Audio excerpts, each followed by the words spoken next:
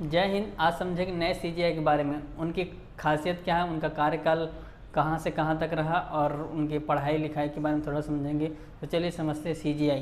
पहला तो होता है सीजीआई। सीजीआई का पूरा नाम है chief justice of India. Bharat सरकार के जो भारत के सर्वोच्च न्यायालय के मुख्य न्यायाधीश होता है उसको बोलते हैं चीफ जस्टिस ऑफ इंडिया।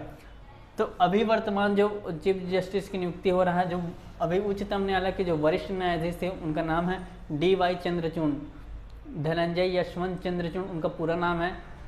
इनको भारत सरकार में 50वें क्रम के मुख्य न्यायाधीश के तौर पर इनको नियुक्त किया गया है, जो आज माननीय राष्ट्रपति महोदया श्रीमती द्रौपदी मुर्मू जी के द्वारा उनको क्या बोलते हैं शपथ दिलाया जाएगा और भारत सरकार में वो अब भारत के सर्वोच्च न्यायालय के मुख्य न्यायाधीश के तौर पर जाने जाएंगे। वो सर्वोच्च न्यायालय में एक अतिरिक्त जज पर कार्यरत थे। वो लंबे समय तक अनुभव और उनके कार्यकाल को आगे देखते हैं। देश के 50वें क्रम के मुख्य न्यायाधीश होंगे, ठीक है। ये है 50वें क्रम के मुख्य न्यायाधीश। इसके 49वें क्रम जो जस्ट पिछले वाले जो मुख्य न्यायाधीश थे उनका नाम है UU ललित का स्थान लेंगे, ठीक है। उन्होंने यही सिफारिश की थी, जो राष्ट्रपति के द्वारा एक आवेदन मंगाया जाता है कि किसको हम सिफारिश करें कि अगले न्यायाधीश के तौर पर।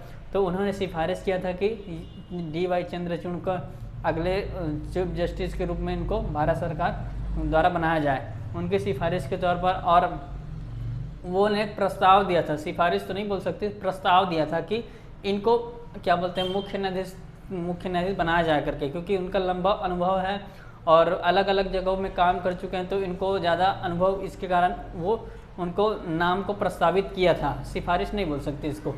उसके बाद ये उनके पिता की, जैसे कि अब बाप तो बाप होता है, बेटा बेटा ऐसा बोला जाता है, लेकिन यहाँ पे वही साबित होता है जैसे पिता की प्रतिभा है वैसे ही बेटे की भी प्रतिभा है। इनका जो पिता का नाम है YV चंद्रचूड़, ये भारत सरकार के मुख्य न्यायाधीश रह चुके हैं। भारत सरकार के सर्वोच्च न्यायालय के मुख्य न्यायाधीश के तौर पर कार्य कर चुके हैं, जो लंबे समय तक लगभग 1978 से लेकर 1985 तक लगभग 7 साल, इतिहास में लगभग इन्हीं का लगभग 7 साल सबसे लंबा कार्यकाल माना जाता है, ठीक है। इनके पिता और उनका जो बेटा है ये 50वें क्रम के मुख्य न्यायाधीश के तौर पर आज भारत सरकार में क्या बोलते हैं शपथ ग्रहण करेंगे और भारत सरकार में सर्वोच्च न्यायालय के मुख्य न्यायाधीश के तौर पर जाने जाएंगे, ठीक है। इनके पिता की तरह उनकी नक्शों कदमों में चलकर आज देखें कि भारत के सबसे बड़े न्यायिक पद में आज क्या बोलते हैं आसीन होंगे, ठीक। जैसे पिता की प्रतिभा है वैसे बेटे की प्रतिभा आज ये साबित हो गया। और उसके कब से कब कहाँ से कहाँ, जैसे कि ये 10 नवंबर 2024 तक ये अपने पद पर बने रहेंगे, जो भारत सरकार में लगभग 2 साल ये भारत सरकार में सर्वोच्च न्यायालय के मुख्य न्यायाधीश के तौर पर ये जाने जाएंगे और कार्य करेंगे।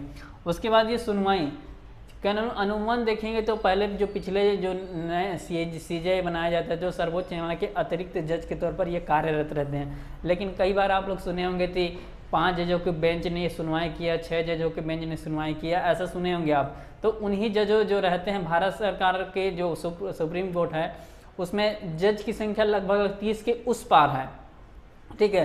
तो हर मामले की सुनवाई में आपको मुख्य न्यायाधीश के तौर पर मुख्य न्यायाधीश ने सिफारिश करता है कि इन केसों की सुनवाई आप 5 जजों को ऐसे बांट दिया जाता है कि आप इस विषय की सुनवाई करें, आप इस विषय की सुनवाई करें, ठीक है। तो उन्हीं के तौर पर ये आपका 30 जजों या 30 से उस पार होगा। एग्जैक्ट मेरे को अभी कंफर्म ये नहीं पता है, तो मैं मान लेते हैं कि 30 जज में से एक सीनियर जो जज थे वो है DY चंद्रचूड़ थे। तो वो सुप्रीम कोर्ट के जज में अतिरिक्त जज के तौर पर काम कर रहे थे, तो आज उनको भारत सरकार में सर्वोच्च न्यायालय के मुख्य न्यायाधीश के तौर पर ये नियुक्त किया गया है।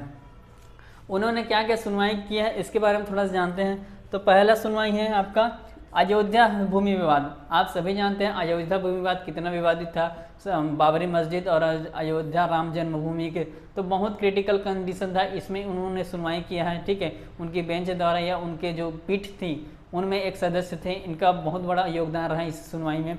उसके बाद देखेंगे सबरीमाला केस। आपका दक्षिण भारत में एक तो सबरीमाला मंदिर था, उनमें बहुत ज़्यादा कंट्रोवर्शियल हो रहा था, ठीक है। बहुत ज़्यादा दंगे फसाद हुए, तो ये भी बहुत बड़ा मामला था कि भारत सरकार में इसका मामला जो निपटाया जाए करके। लेकिन उनके जो सुनवाई में एक बेंच था उसमें भी ये अपना क्या बोलते हैं एक सदस्य या एक जज में ये भी थे जिनके सुनवाई में अहम मुख्य भूमिका या अहम रोल बोल सकते हैं इसको। उसके बाद देखें आधार वैधता। आधार क्या होता है? भारत में एक पहचान के तौर पर आधार प्रमाण पत्र बनाया जाता है सभी का, लगभग आधार 1 साल के बच्चे 1 साल होता है तो लगभग सभी का आधार बन जाता है। तो आधार एक भारत का पहचान पत्र है, वो भारत की नागरिकता को प्रमाणित नहीं करता है, ठीक है। तो आधार के जो आधार वैधता में जो सुनवाई हुआ था, इनमें भी इनका योगदान रहा है। उसके बाद देखेंगे सेना में महिलाओं के स्थायित्व।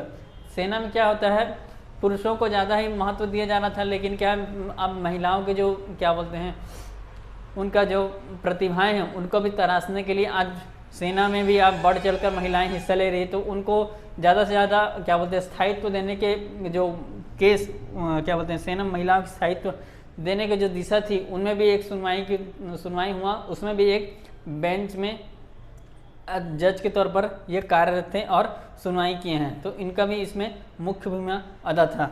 उसके बाद देखें आईपीसी धारा, इंडियन पेनल कोड, ठीक है, 377 के में सुधार। तो अमूमन देखेंगे तो इनका जो कार्यकाल तो बहुत बड़े बड़े जो अहम फैसले इनमें उनका योगदान रहा है, ठीक है। अमूमन देखेंगे तो ये क्या बोलते हैं काफ़ी लंबे समय तक कार्यरत थे और जो बड़े बड़े मामलों की जो सुनवाई कंट्रोवर्शियल आपका जो भारी विवादित था, बार बार दंगे फसाद इसमें होते थे, तो उन जो मामले हैं उनको सुनवाई में भी इनका एक अहम योगदान या उन बेंचों में के माध्यम से इनका जो जज कार्यरत थे उनका अहम योगदान था, ठीक है। तो कार्य देखते हैं कहाँ से कार्य किए हैं माननीय सीजे महोदय, ठीक है। तो कार्य देखेंगे 30 मार्च 29 मार्च 2000 से 31 अक्टूबर 2013 तक, ठीक है, बॉम्बे हाई कोर्ट में एडिशनल जज थे, ठीक है। हम देखिए हाई कोर्ट में जज मुख्य न्यायाधीश के अलावा अन्य न्यायाधीश और रहते हैं, वैसे ही इन्होंने बॉम्बे हाई कोर्ट में एडिशनल जज थे, ठीक है। लंबे समय तक 13 साल का लगभग ये एडिशनल जज के तौर पर कार्यरत थे, ठीक। उसके बाद उन्होंने जो वहाँ पे कार्यरत थे उसके बाद जस्ट उनको वहाँ से पदस्थापना या ट्रांसफ़र करके उनको इलाहाबाद हाई कोर्ट का मुख्य न्यायाधीश बनाया गया है, ठीक है।